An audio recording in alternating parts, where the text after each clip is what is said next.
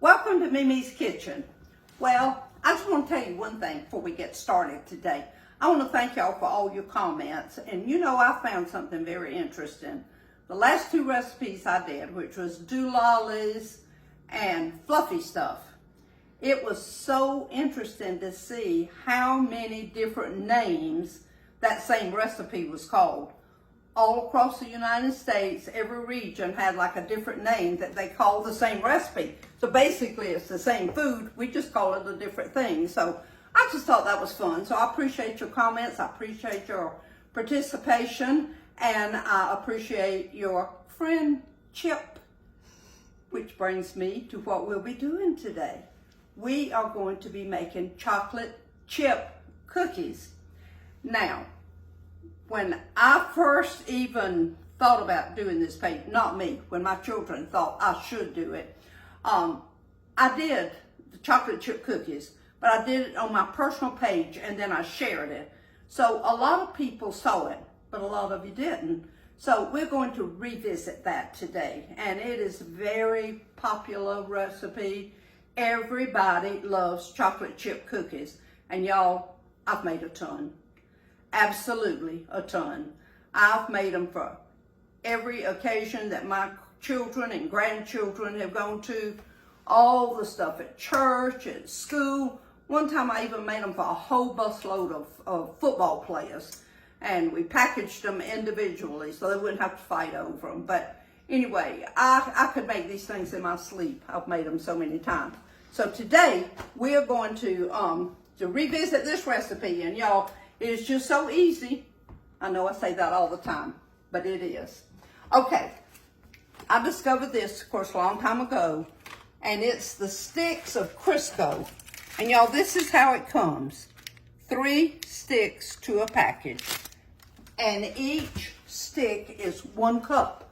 So we are going to start out with our 1 cup of Crisco. Get that in our... Oh, and I'm sorry. On page 76 is the chocolate chip cookie recipe. All right. Now then, 2/3 of a cup of sugar. Just plain regular sugar like you use for everything else. Okay, let's put that in there. And then 2/3 of a cup of brown sugar.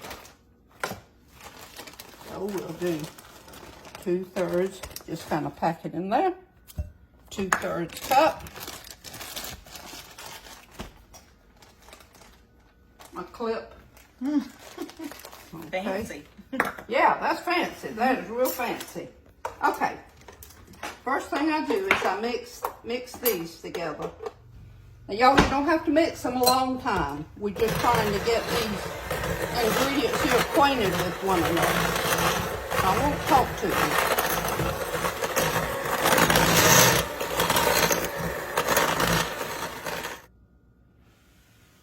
Okay, now, your eggs, you can take them right out of the refrigerator. They don't have to be room temperature, but these are room temperature.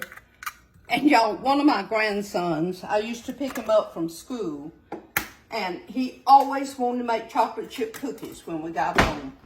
And I said, well, Gran, we'll have to see if we got the stuff to make them. And so he would beat me in the house, and I would come in and he would already have 2 eggs out. So we knew we had 2 eggs. Okay.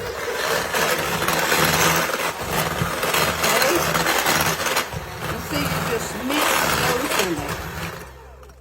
You don't have to mix it a whole lot. Now then, this is 2 1/4 cups of all-purpose flour. Be sure you use all-purpose. All right. We're going to put a teaspoon of soda. That's baking soda. Okay. And a teaspoon of salt. We might better do this. Okay, yeah. Otherwise I might end up with a bunch of stuff in my cookie. Okay, and just dump that right in your other mixture. Okay. We'll mix these good, and then we'll show you in a minute what this looks like. And a teaspoon of vanilla. Okay. Y'all know I don't measure vanilla. Anyway, that's a good guesstimate. Okay. Now see how thick that mixture is? That's what you want. Now if yours isn't that thick, you put a little bit more flour in it because it needs to be a little bit thick. Otherwise your cookies will spread all over your pan. Okay. And then we are going to put, and y'all, I do use the Nestle's Toll House. Now you can buy other kinds of chocolate chips, like the store brand and all, but I'm just gonna tell you, the Nestle's is the best. And then I want to show you another thing. If you have somebody that has a lot of allergies, they now have an allergen-free chocolate chip. And so if you need to use those, they're a little bit more expensive, but it helps everybody to be able to eat the chocolate chip cookies. So, all right, we're going to open these. Oh, and now some of you, I know you go ask if you can use the milk chocolate. Well, you can, but it won't be as good. So, it just depends on what kind of flavor you're looking for. It just is best with the semi-sweet chocolate chips in it. And y'all, all we do is we just mix this around and get the chocolate chips mixed all through your cookie dough. Okay, so we're not trying to do any kind of actual mixing other than just incorporating those into our mixture. All right. And you do not grease your cookie pan. Okay. Y'all, that's about how much dough you want to put on. It makes a nice house cookie, and if you're going to be giving these away, you want them all about the same size. And that's what I call my chocolate chip spoon. That way I know all of them are just about the same. And if you do this dough right, you'll get 36 cookies. Now if you like them bigger, that's fine. You can make them bigger, but then you just have maybe 24. So just depends on what you're wanting. So we'll get these ready. I have already preheated my oven to 350 degrees. Y'all, I think everything is cooked on 350 degrees. It's the international oven setting. All right. Okay, pan number 1 getting ready to go in the oven. Y'all, that's 1 dozen. So you get 1 dozen on a sheet. And that is just your traditional size of a cookie sheet. All right, so what I do is while that's in there, I go ahead and get my next pan ready. I don't cut the timer on because I really kind of go on the looks of the cookie, and I'll show you what I'm talking about in a minute. We don't like our cookies real crispy, and we like, I guess, what you call the soft dough. And they are crispy around the outside, but then kind of soft in the middle. And so that's what everybody loves. I've been making them for, I can't tell you how long, and that's what everybody wants. So that's what I make. So we'll be right back. Okay, I want to show you now. All right, see how those look? So I'm getting ready to move them up to the top rack. And then I'm going to put pan number 2 in there. And we'll let you know what the total number of minutes is. That was about 7 minutes down there. So when we move them up, we'll kind of guesstimate what the time is. So you just have some general idea as to how long you need to cook them. Okay, we'll be right back.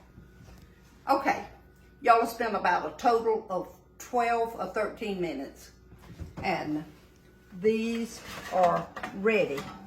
Now you gonna think they're not done, but y'all, they are done. because, like I said, we don't like them real crispy. These are my cooling racks. So I take them and I immediately transfer them to the cooling rack.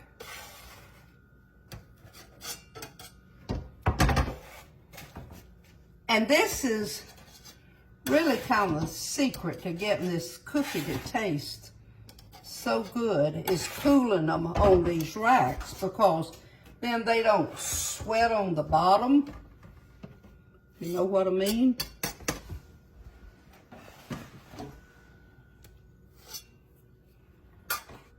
Okay, perfect. You know, usually when you're trying to do something to show people how to do it, it never will work out right. But that's exactly 36 cookies. So, all right, now, I want you to look at these. See how those have spread out?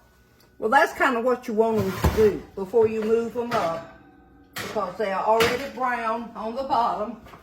Then we're going to put pan number 3 in.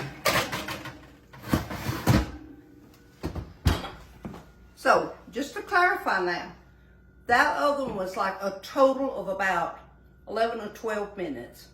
7 minutes on the bottom, and then that cookie spread out, and then I moved it to the top, and it was up there about 3 or 4 minutes.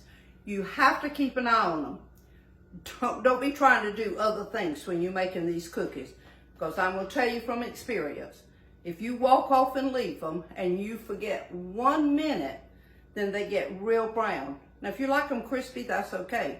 But if you're trying to keep them like we like them, and like everybody that we fix them for likes them, you need to really keep an eye on them. So we'll watch these and we will be right back. Okay, pan number 2. Getting ready to come out. Woo! Y'all, I wish you could smell these. Kayleen just said, she said, oh my goodness, that smells so good. And it does.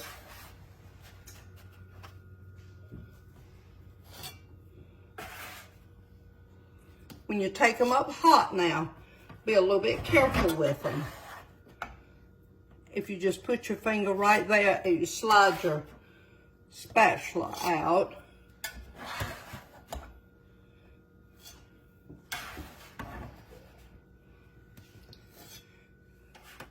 Okay, we got pan number 3. Now we're going to move them up to the top rack.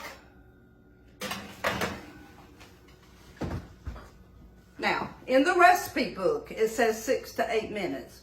Y'all have changed stoves since then, so you've got to know your oven. And it's taken just a little bit longer in this oven than it did those. The main thing is watch your cookies.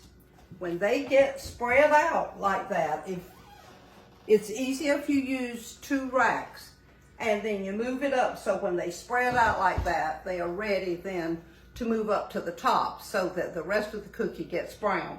And see, you can see what it looks like over here. So in a minute, we're going to package these up and give you some suggestions as to how to use them. Of course, we don't need a suggestion on how to eat them. Okay, y'all, we packaged up a couple of these. Now, this is 6 cookies in here. That's a half a dozen. Y'all, look at that. Isn't that cute? It says, thanks to you, I'm one smart cookie.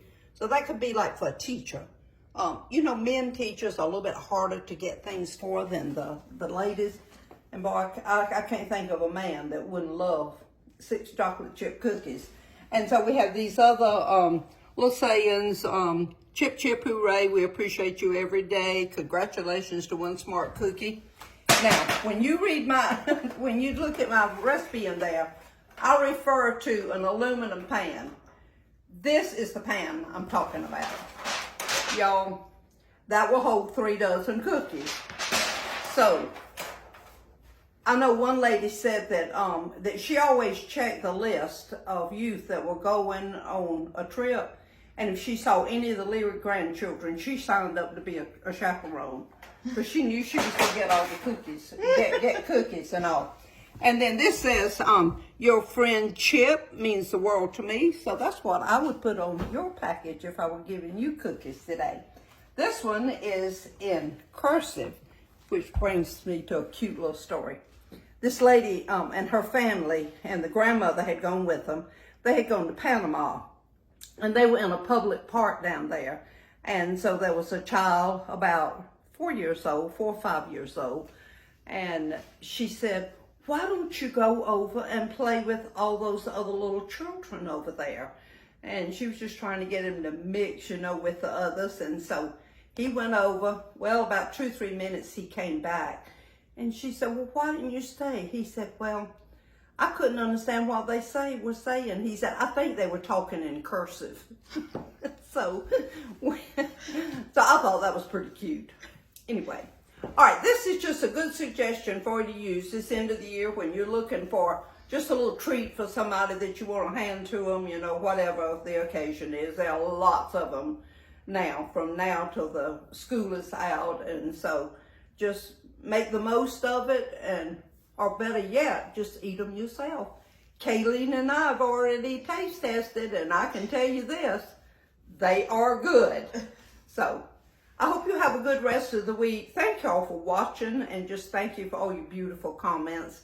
I just love all my new friends that I've acquired through Facebook. And so I hope you have a good rest of the day, a good rest of the week, and everybody, shine for Jesus.